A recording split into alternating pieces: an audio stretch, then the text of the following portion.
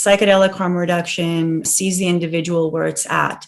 It eliminates the stigma that has been perpetuated in society against substance users and psychedelic users. We have, of course, all the karma from the 60s to deal with, the drug war. We are having to undo all of that right now. So people in psychedelic support and integration support also carry the role of re-educating the public, on dismantling the ideas that were instilled in the drug war and introducing a new way of approaching a mindfulness and attunement to working with these sacred substances and very powerful substances, and learning how to incorporate their knowledge into the day-to-day.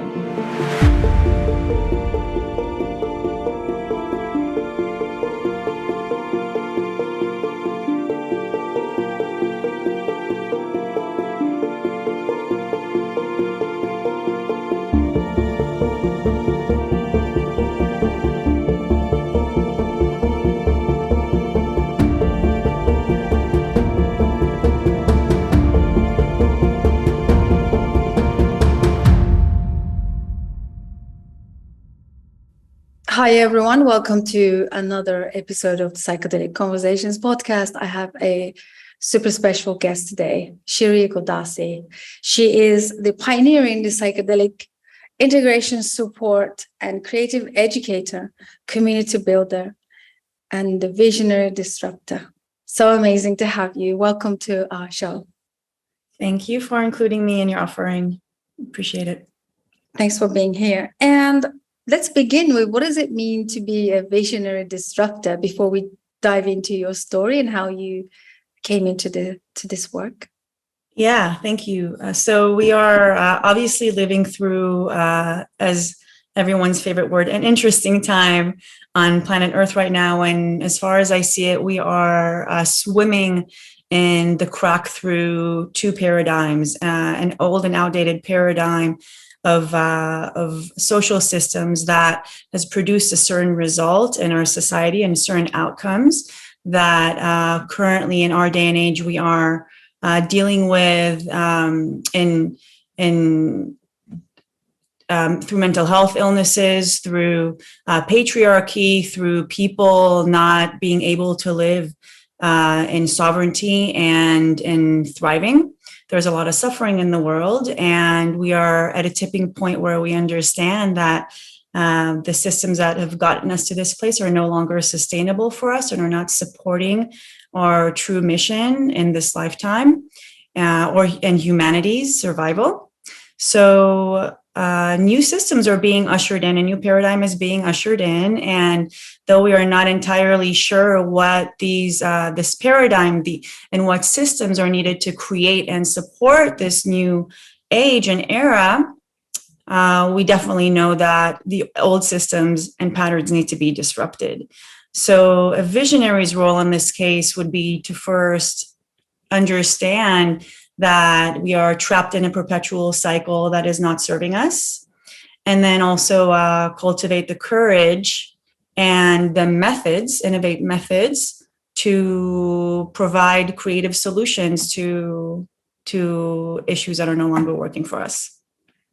That's wonderful. Thank you so much. And what brings you to this work? Because I've been following you for a while on social media, and I am aware that you're doing incredible work in this space of psychedelic medicines. And just to give a context to our listeners, because we love listening to our background stories, how, we end up coming into this space and doing this work. So if you could just tell us what brought you here, and then maybe we can take it from there. Yeah, I've similar to so many other leaders and pioneers in this field, and just the people that are creating and ushering in the psychedelic renaissance, which is all psychedelic people as far as I see it, not just the leaders, scientists, creators. We're pretty much all here because we have been positively influenced, impacted by the blessings and the incredible potential of psychedelic substances, entheogens, plant medicines, and want to give back. So I myself got started as what popular culture terms as recreational use of psychedelics, and made my way through and realized along the way that I had no integration support. I didn't even know what integration was at that time. We're talking about 2014. Which is about 8 years ago, until I began dipping my feet in this field and attending conferences. And that's where I heard the term psychedelic integration voiced out loud, articulated for the first time by Dr. Susanna Bustos from CIIS. And I recall sitting in that conversation, in her presentation, and immediately knew that this is the field that I would like to contribute to and build in and create in.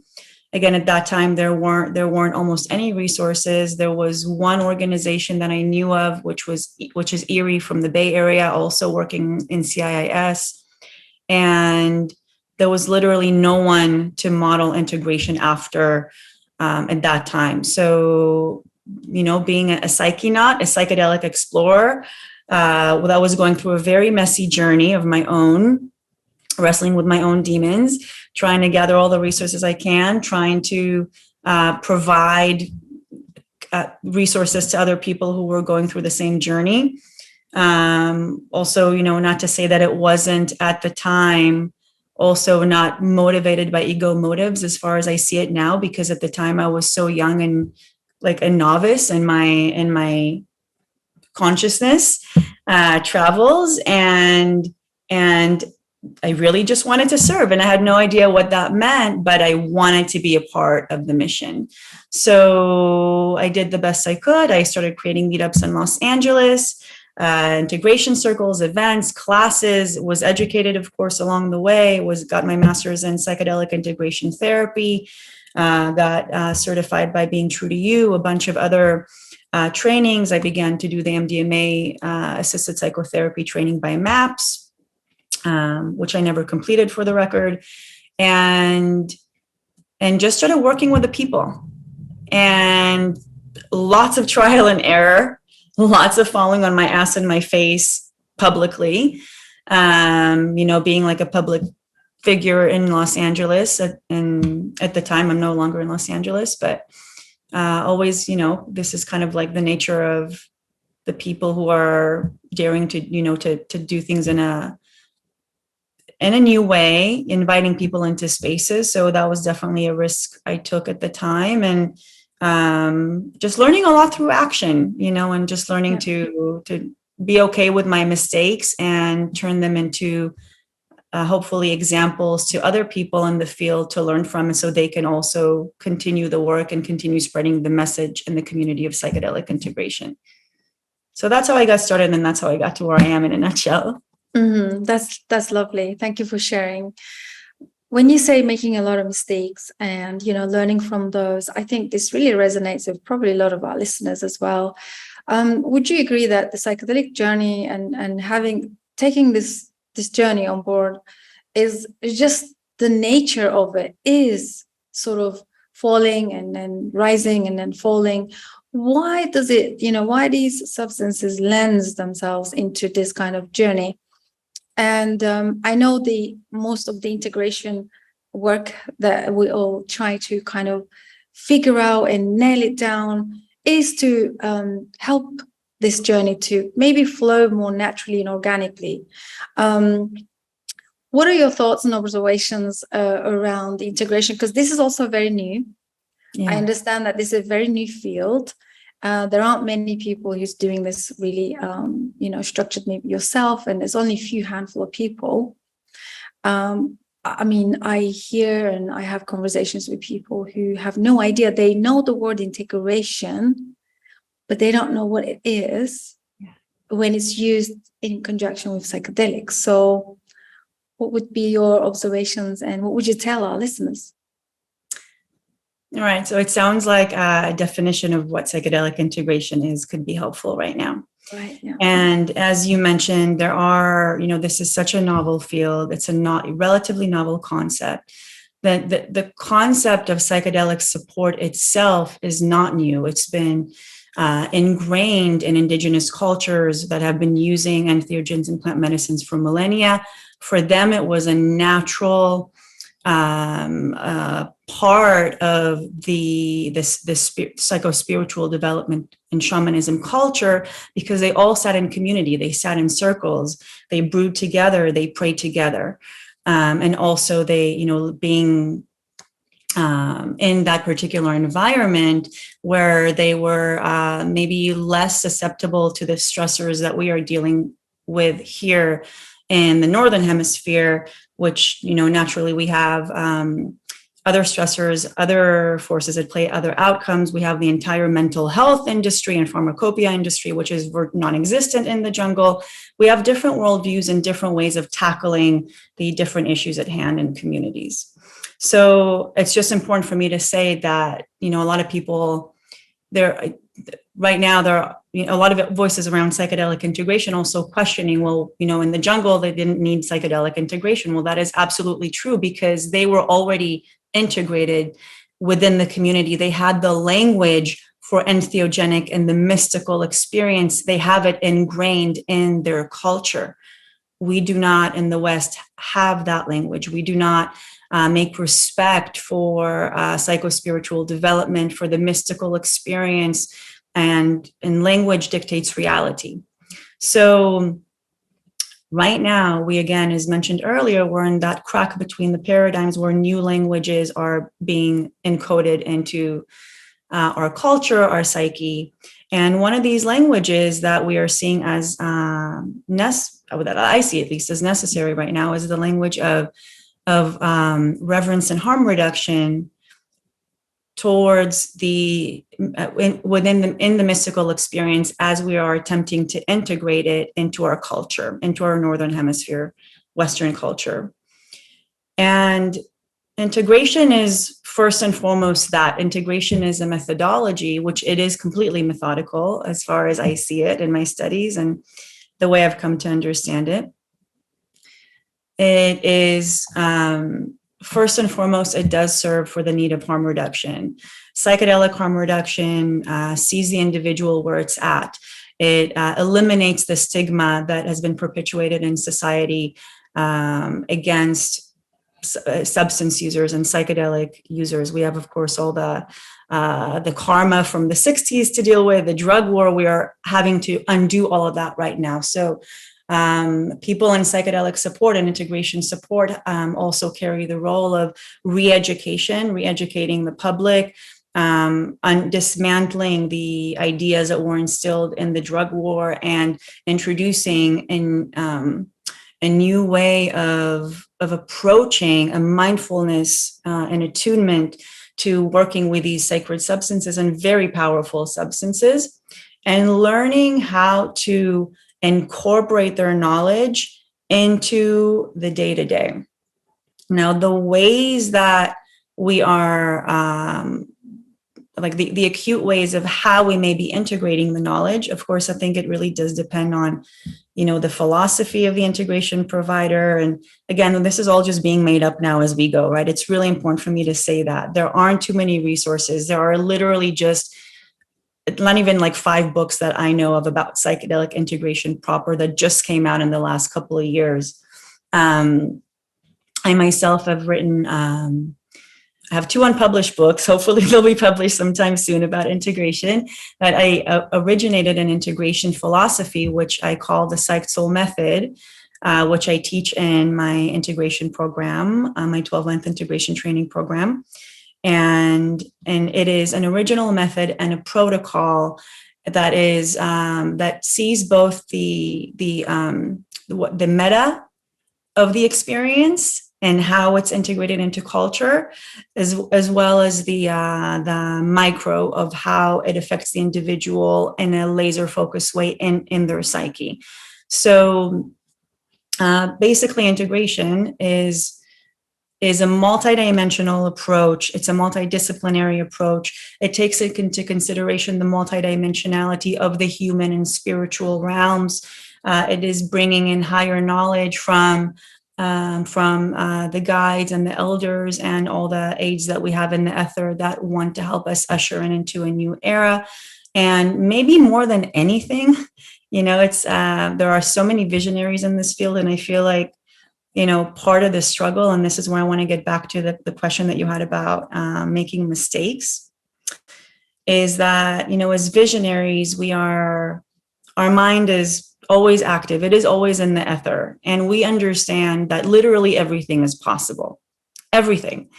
It's a limitless type of mindset. And it can be very easy, and particularly with the use of entheogens that just like literally even like blast you further than like where your mind, it's so expansive, and it provides even more possibility and ideas and creativity. But the real challenge is right now, again, is how to architect these visions, these higher visions, which again, they're so possible if we just allow ourselves to accept that. To architect these visions and reverse engineer them and architect them from the place where we are standing as humans in these meat suits today. And that includes our level of energy in the day, the children that we are raising, the jobs that we have to get up to, the taking care of the body, the exercising, the foods that we eat, the relational aspect, all the people that we're in relationships, managing our mental health, etc., and just infusing those visions into the human experience and the day-to-day, washing the dishes, carrying the trash, all the little things that have to be done to have so we can live a peaceful, organized, and sustainable life. So the key word is on sustainability. And the journey between, again, understanding the possibility and understanding the limited human experience, the limitations of the body, the limitations of energy, which, energy is unlimited, it's infinite, but it is also limited in the human body. So making amends with that and really learning how to weave those two energies together. So that is as far as I think, it is the essence of psychedelic integration. I love that. That's so beautiful. I love it. My go-to concept is always, how do we bring the unity consciousness into the daily mundane when we're making a cup of tea or cooking or, doing that simple thing that is required as humans. How do we bring all that into the mundane and being okay with it? I think the radical acceptance piece has been the big part. I think for a lot of us who's in the psychedelic space, exploring the multidimensional facets and, journeying into a deeper depths of our consciousness, it's always the difficult part, coming back and landing in the mundane of, oh my God, I need to take the trash out, right? So that's like the point where everything makes sense. And now, how do we ground all of this into our mundane lives without losing the focus and losing ourselves in the process? I'm sure you probably have so much to say around one of my most passionate concepts that I talk about lately is, how do we not buy into this, the Western trends of the high performing and desiring all these goals, like being the motivated goal achiever. Somehow psychedelics tell us to slow down, take it easy. And there is also a lot of trust piece that you probably talk to as well. This is like probably the most prominent challenge in the communities of psychedelic explorers. They want things to be fast, but then there is this paradox of slow down. But then there's I'm observing a lot of confusion, especially in the beginning. You said we are going through some crazy, transformational process in these spaces, and we're learning how to express and learn new languages. So what would you say to that, of being a psychedelic explorer, realizing the potential, but then coming back to our limited human experience? How do we learn to trust and let go? Probably that would be easier question or just a conversation starter. Yeah. Well, the word that comes to mind is sovereignty, that is cultivated through the individuation process that is psychedelic integration. And I'm really relating to your observation, Susan, of how it can be difficult actually to exist within a psychedelic community of visionaries. There is so much energy floating around. A lot of it is also unsettled energy. A lot of people are on the amplified route of personal growth and creating systems. And it can be completely disorienting to exist within that space. People are doing their own thing. There is also things are moving so fast. There's also a lot of competition. Who's going to get to create what first? How are we also going to create things together to be able to bring together that unity consciousness and exemplify it already right now in the psychedelic community is a question that I've really been asking myself recently more than before. Because if we are attempting to build bridges into the new paradigm on a global scale, then the first thing that needs to happen is we first build bridges within ourselves to our truth, to our grounding, and then with others in the community, and then to the community, and then of course to the global community. So integration can be seen as, first as many people get on the path with all these big ideas that are, and rightfully so, all these huge creative ideas that are here to serve and make a positive impact on others. And it's first and foremost a journey of individuation. So this term is a term that was cultivated by Carl Jung, the depth psychology pioneer, and one of the fathers of the theory of archetypes and spiritual psychology, that I see as very much relating to psychedelic integration. And individuation really says that to own more and more of yourself, to return to your psychic wholeness, there is going to be a personal dialogue and investigation of your psyche. And then in that journey, you will find that your psyche is actually just one fragment of the collective consciousness, of the collective united psyche. It is connected like with an umbilical cord to the pool of consciousness that is shared with all beings, with all dimensions, with all of history, with all of its symbols, with all of its complexes. And there is going to be in that hero's journey, there are going to be times when you're going to be questioning, well, is this really mine, or is this the collective's?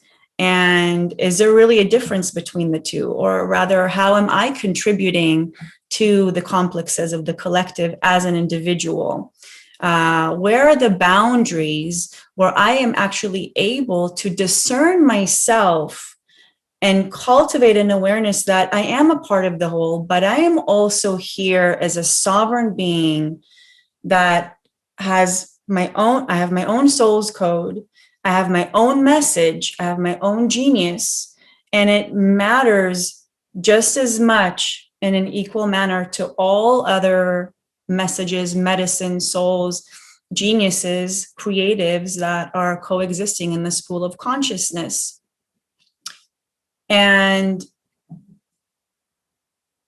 so it begins with a primary investigation of the self, and then by far people, I believe that there is like a return to that unity consciousness through observing that we're going to look within ourselves first, and then we will find that we are connected to the greater whole.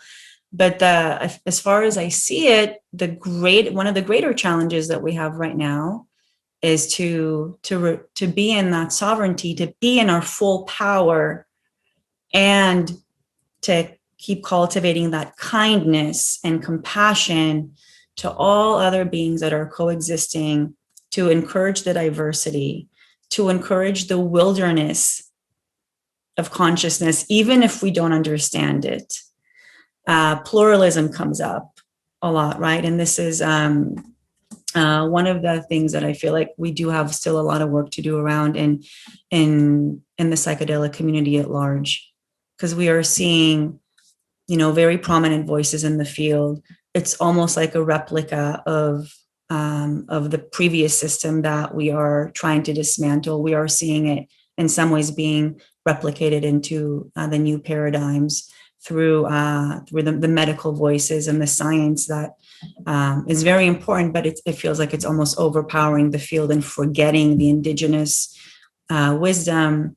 So I feel like there is a lot of work to do in our community around pluralism and making room for the different voices, and understanding that, we're maybe all singing different tunes, but definitely contributing to like the same beautiful, harmonious unity consciousness that you have described. So the sovereignty through kindness and compassion is really what comes up a lot. And that's where I feel like the work, quote unquote, is there for a lot of us right now. I love that so much. Thank you for sharing. It's so rich right now. I'm hearing a lot of, working for our self-awareness, growing in self-awareness, the discernment key. The word discernment came into my vocabulary very recently. I think it's so key, along with, the self-awareness, growing in intuition and making those right decisions for ourselves first, and then being a good observer of what is happening. I think these are really important key aspects right now in the space that I'm observing too. Let's move into the, I heard you saying in one of your very old podcasts about the, because I'm hearing a lot of the traditional way of positivity, because the traditional way of working with the medicines for me is like the rainbow, it's rich. There's no hierarchical. It's almost like there's no hierarchy in like, oh, we do it better than you guys. And it's almost, if you look at all the tribes, they have their own unique, genius ways of applying and application of the medicine and integrating. They got the unique communities and all of that. And yet in the West, we always fight who's going to get the perfect way of integrating, or who's going to find that secret, or who's going to really find the masterpiece to lead the space, which is probably is the wrong approach from the start. I think honoring the individuals, like you said earlier as well, who have this explosive creativeness, it's there for a reason, and it's rich, and there's, we need to learn. I think I'm saying we're not separate, I know, but there is, unfortunately, I am seeing some separation in the Western use of psychedelics, especially in clinical applications. Yes. A lot of the corporate, the corporates and, the power people are coming in. But it just kind of takes away the essence of what this is. Would love to hear your, observations on that, because I did hear you saying that I'm not sure if it's the same right now for you. This was a very old interview. You said ethics sometimes confuse the whole point of the psychedelic use.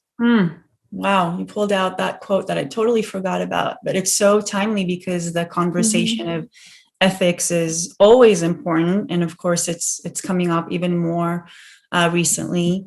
I believe that you mentioned that there are a few organizations, companies that are attempting to, I think we both said it in different ways, but there are a few prominent voices in the field that are attempting to create a new standard in the field of psychedelic therapy in the North, as it is developing right now in the third wave of psychedelic use. And this is such a sensitive topic because standards are so important, as we know, because standards and, of course, ethics, they are absolutely crucial to protect the safety of individuals and groups and society.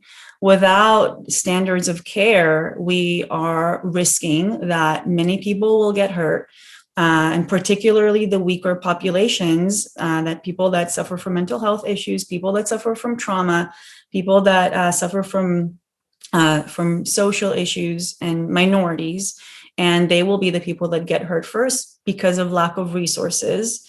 And standards are extremely important.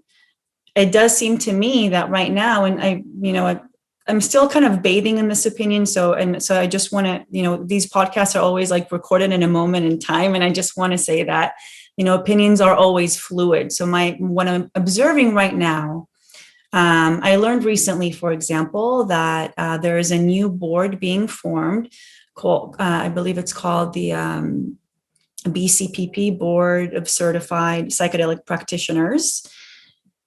And it is being formed by, I think, the MAPS Public Corporation. I hope I'm getting all the details right. But so there is currently a board of certification being formed for psychedelic practitioners. The first thing I'm noticing is it does seem to be like a replica of the clinical medical model, which, clinicians, doctors, psychotherapists, psychiatrists, they have to be board certified to be able to operate within their field. And people who are not certified to support the specific clientele that suffer from these ailments will not be able to support them. So this is a patriarchal, colonized system of the mental health care system that I believe is actually highly responsible for getting us to the place where we are at, where we are dealing with so many mental health issues because of the lack that this outdated system has, because of their disconnection from so many other aspects of the human experience, because of the reductionist attitude that the medical system, the medical mental health system has. This is why we are here at this current state of mental health deterioration, where so many people are in suffering and are relying on psychopharmacopeia, and oftentimes and not really succeeding in doing so successfully, and are in a perpetual state of suffering because the system is not able to provide them proper care. So I am seeing that we are currently replicating a very similar system in our psychedelic community. And it could be that there are, other forces at play, other plans. Of course, I'm not aware of them. This is just a newsletter that I got, but this is just my first impression. And I feel like there is maybe like an ambivalence that maybe a lot of people are feeling like it. I do feel it is necessary to have a standard. And yet, what are we doing jumping into replicating what seems to be older systems? Is there room to explore the space more, to allow time for new ideas and solutions to mature? Are the voices of the people being included, or is it the same groups of people, again, replicating a system? Basically, are we allowing chance for a new paradigm to emerge, or are we just kind of copy pasting just because we're out of time, because things are moving so fast, because Michael Pollan's documentary was just released, because our government just announced that there are fast tracking psychedelics? Like, things are moving so fast. So I think a lot of people are, and this is a great challenge that we have, is how much of the past are we going to rely on just because of, our current limitations, and how much room are we going to allow to novel eras and systems and solutions to root down. And again, I do believe that, there's a lot of people are kind of swimming in that place. And I do also always believe that everyone is doing the best that they absolutely can. And I do believe in pluralism. So as long as all voices are included, as long as we do, we can have a board and also make room or create some system for all the underground practitioners that have been practicing this work for 50 years and have so much wisdom, but will never get licensed. Where is their place in the psychedelic renaissance? Where are the indigenous elders that don't even know what a university is, but have been brewing, cultivating the plants that we are exploiting right now in the West? Where is their room? How are we taking care of them? How do we make sure that our relationships to all the different people that, again, make the Renaissance? It's not just maps, it's not just the scientists, it's not just the capitalists, it's not just the investors. It's the people that have been laying the groundwork for decades and millennia, and the people that create communities. It's the people that create the meetups, that create the integration circles, that create the educational classes, that volunteer at Zendo, that volunteer at the festivals to sit in harm reduction. These are the people that make the Renaissance. In some ways, a lot more than the leaders who sit at the top and create these standards. So as long as all voices are included, I'm all good for it. But if there is again that reductionist approach and the replication of the colonized systems, that is exactly what needs to be disrupted, in my opinion. That's so powerful. Thank you so much for that. Yeah, it resonates very deeply with me as well. This year, especially in the last few months, I've had a lot of time thinking about my own lineage. I'm in the UK, but also I have an indigenous lineage. And I was thinking, oh my God, looking back at my childhood, I did grow up in a home where some of the things were treated with plants, like pine tree or leaves or, like incredible stuff that I've seen. And somehow, obviously growing up in a very hustle bustle city life and Western civilized, version of this reality, kind of like somehow I've forgotten. I've moved away from all of that. And just the remembering of, we all have these traditions. We have, all of us, there is within each one of us, there is an indigenous tradition. Doesn't matter how high-flying city that we end up living or working and doing our thing, but I always believe that every single one of us carries some of this ancient wisdom within us, and that's why I also love and passionate about bringing the voices into the new structure of how we will be working and teaching and integrating these medicines. So I'm all on your side on that one.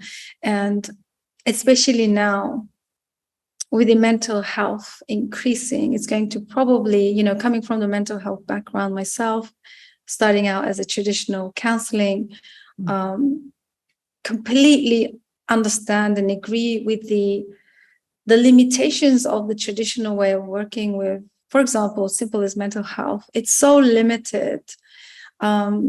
It's so narrow. Like, I haven't witnessed anybody healing a trauma, a deep wound through the classical traditional way of working, right?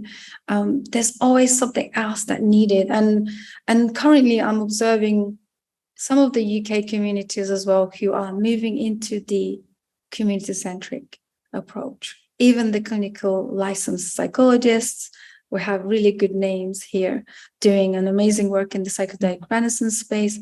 And I am seeing and observing even those are moving towards the community aspect. Yeah. And with that, I would like to hear you talk about the community as being the integration in itself. Yes. That's so key. It's so key. And, I think it's worth mentioning that we need the science. We need the doctors. We need the clinical psychologists, the therapists. They are a vital part of psychedelic support. And I don't believe that, coaches and guides in the underground and the indigenous, every person has a very specific role to play. But I just don't believe that the entire pool of psychedelic support needs to be in the hand of that particular group. So I just really want to clarify that. I think every moving piece of the Renaissance, again, plays a key part, and we can't do it without the other. But it does feel to me, being a depth psychology trained person, I'm literally seeing like if our community is like a psyche, and we are so hyper focused on that particular, the medical archetype, we need to kind of zoom out and remember that there are many other archetypes in the consciousness pool in our community, and they're all so incredible. And just the awareness and acknowledgement of these archetypes and forces at play is what causes an expansion in a psychedelic renaissance. So I just want to clarify that. And back to community, and this is another potent topic. As you see, there are many. I'm kind of like a potent type of person. I'm an Enneagram 8. I'm a challenger. I recently read on some social media post another a person in our community state that they believe that the integration communities, the role of communities versus integration professionals, that they actually believe that communities can be more traumatizing and do not provide sufficient support to people who need psychedelic integration. Now, I'm an integration professional myself. I know exactly what, the role of integration support is and how vital it is, and the vital role that it can play in supporting people who are exploring psychedelic states. And that said, if you recall, we talked earlier about the integration being first an internal journey, and then it turns into through the transpersonal exploration, we realize that we are a part of the transpersonal. Transpersonal means beyond the self, outside of the self. So we start within ourselves, and then we travel to the transpersonal, to the beyond the self, and realize that we are a part of that. And through the interaction with the transpersonal forces, we learn more about who we are. We learn more about our role. We understand the importance of and the beautiful, rich energy of the natural landscape of consciousness. And the community is that physical, real life manifestation of a reality of the collective consciousness. So through the community, this is actually, I want to turn the topic on into another micro topic that has a lot to do with psychedelic integration support, which is trauma. So we know that entheogenic experiences, even if they are used intentionally just for the purpose of recreation, of play, of creativity, they can absolutely induce or reveal and unearth trauma. And the fact is that actually every person in the world carries trauma in one way or another. If it wasn't experienced directly, then it was experienced in the family, then it was experienced, they got it intergenerationally or in the lineage or on a communal and social levels. We are all suffering and bathing in the pool of trauma on planet Earth right now. This is part of the human experience. So trauma will highly likely come up in a psychedelic journey in some form or another. The way to heal trauma, as experts say, is through relational healing. It is through learning how to be in communion with others in an external reality, even if that external reality doesn't feel safe, because typically a traumatic response means that the person experienced a certain reality in a way that they felt violated, they felt unsafe, and therefore that one response is that they basically create other alternate realities in their psyche to be able to escape the external reality and not commune with that external reality. And that is one way to describe a trauma response. So an external community exists in our earthly reality. So learning how to relate with that community is, and that meeting of the minds, that learning how to be vulnerable, learning how to socialize, hearing our stories and the story of others, learning how to storytell who we are and we learn how to be bold and confident, learning that everyone is literally walking the same path. Because you know how if you've ever sat in an integration circle, you will usually hear your psychedelic journey described by another person sitting in the room, and you can literally piece together your own trip report from just listening to all the other trip reports. And it's pretty astounding. We just realize that we all visited very similar places. So community basically is the living vehicle through which we live the psychic integration journey. And it is an inseparable part. You can sit, in your room 4 years, integrate all you want, doing your yoga and your meditation in your room alone in the dark. Of course, I'm saying this tongue in cheek because these are very important practices. But until you actually get out and connect with the others and learn how to thrive within that organism as a vital part of that united organism, then I believe that there's a missing out on a big opportunity to actually integrate back into your environment. It's a personal journey that's integrated in a much larger one, and that is the multidimensionality of the psyche, the multidimensionality of the universe, the multidimensionality of the human experience. I feel like they are all depicted in the community that we create as psychedelic explorers. And that's beautiful. Beautifully said. Thank you so much. So in some of our circles here in the UK, integration within the community are probably the number one, the most important thing that we continue to reinforce. And exactly for the reasons that you said, I make sometimes I laugh and we joke about these things as well, that you could do all of these things, sit on the top of a mountain and become this Zen person.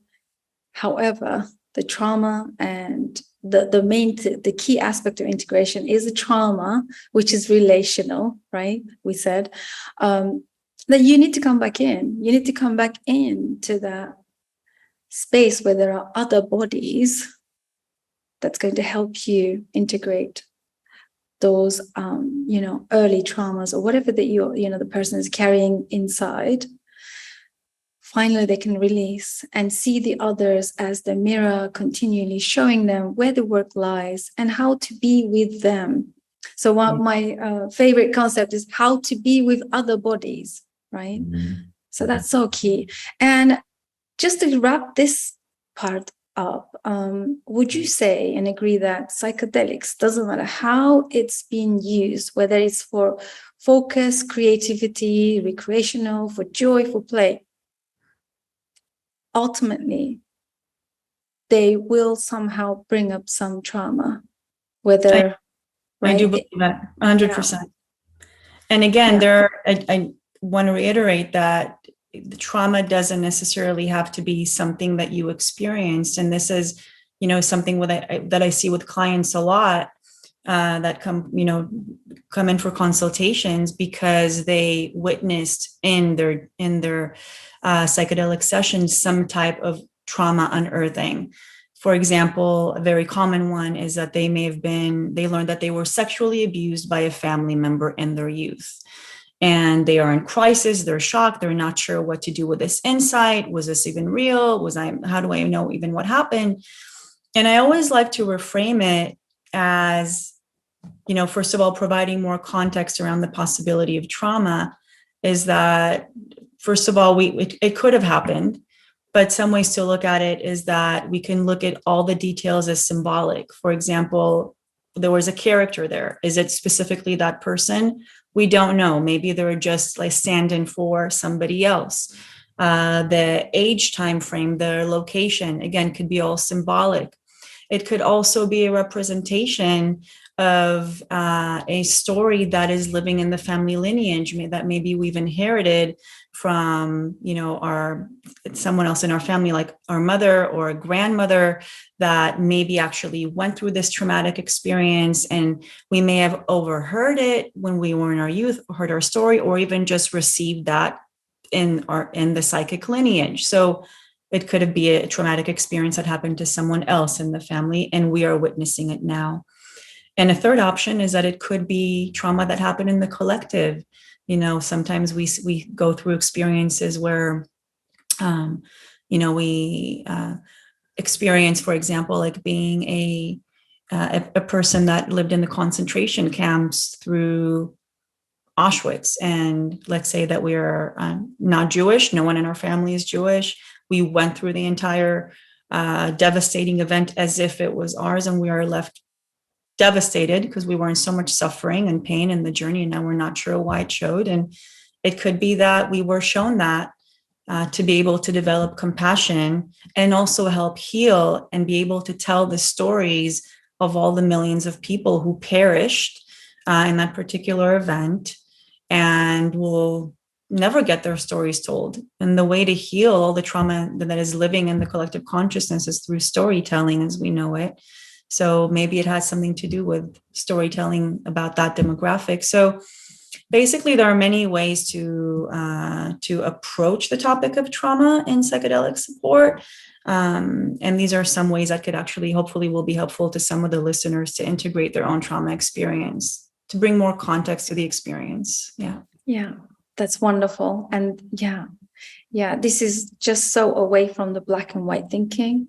And it just opens up so much more expansive ways of bringing it into our own consciousness. Yeah. That's wonderful. Wow. The hour has gone so fast. I could literally keep you here for another hour. Are you kidding me? This is wonderful. This has been so rich and so in-depth conversation. Thank you so much for making time to speak here with us. And hopefully our listeners are taking so much out of this conversation. Before we let you go, please tell us about your offerings, your projects, and some of the places that our listeners can visit and connect with you. Yeah, thank you so much. So first resource I want to share, since we spoke so much about community, is the nonprofit organization that I found in Los Angeles called Psychedelic Integration. .org. They are doing incredible work. They have multiple online and in-person integration circles, events, and offer acute integration support. Very much proud of them. And we also have what we call the Integration Fund, which provides scholarships for integration support for people from marginalized groups like the BIPOC community and the LGBTQ communities and immigrants. So please check out that website and support if you can. And that really helps them make an impact and directly do community outreach in the city. So that's the first resource. And then my main project in the last 3 years, since the beginning of 2020, is my integration training program. It is called the Psyched PlaySkool of Integration and Soulpreneurship. Basically, it is a very thorough, comprehensive, it really is an incredible integration program, if I say so myself. I've been developing it for a long time. It certifies coaches to provide psychedelic support.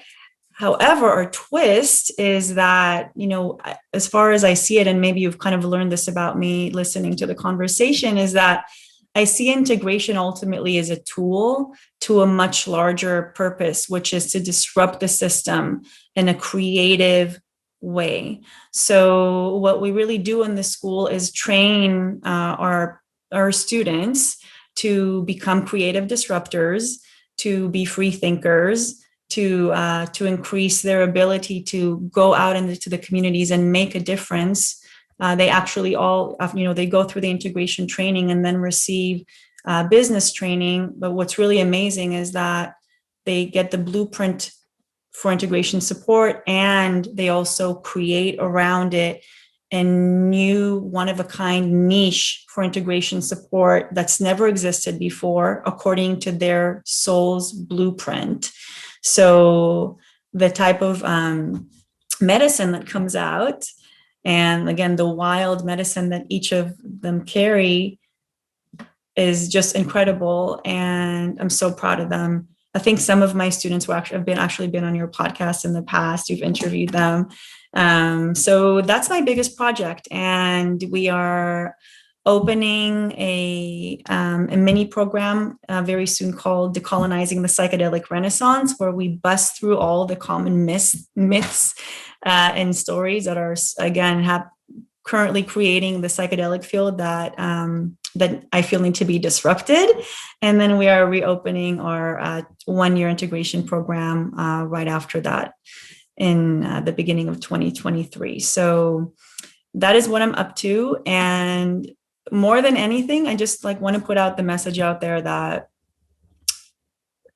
the current issue that we have right now, I feel at hand, the current mission is to remember to get out there and build the bridges. Again, you can do your work. Remember that quote unquote doing the work is not what this is about. That is also actually a colonized view. You're perfect as you are. You're whole as you are. And we need you at any state. Your imperfect perfections are exactly what we need right now to help usher in the psychedelic infused revival in the new era of consciousness, and connect with the others so you can see your beauty in them and come and join us and help make a difference, because we need you right now. So thank you so much. That's a beautiful message. Thank you. Thank you, Shiri. So wonderful to be witnessing such a powerful, programs and communities and processes coming together. Yeah. And thank you so much for joining us, everybody. Please do get in touch, drop a comment, don't be shy, say hello. You can connect with Shiri and I. We will put all of the details and we'll put all the links for Shiri so you can find her easily. And I'm sure we'll have you back very soon. And we'll be following your projects closely.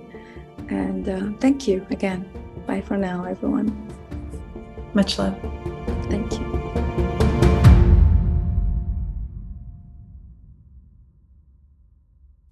Thank you so much for joining us. Psychedelic Conversations podcast is designed to educate, inform, and expand awareness. For more information, please head over to psychedelicconversations.com. You can also share with your friends or leave a review so that we can reach more people. You can also join us in our private Facebook group to keep the conversation going. This show is for information purposes only, and it is not intended to provide mental health or medical advice. Thanks for listening.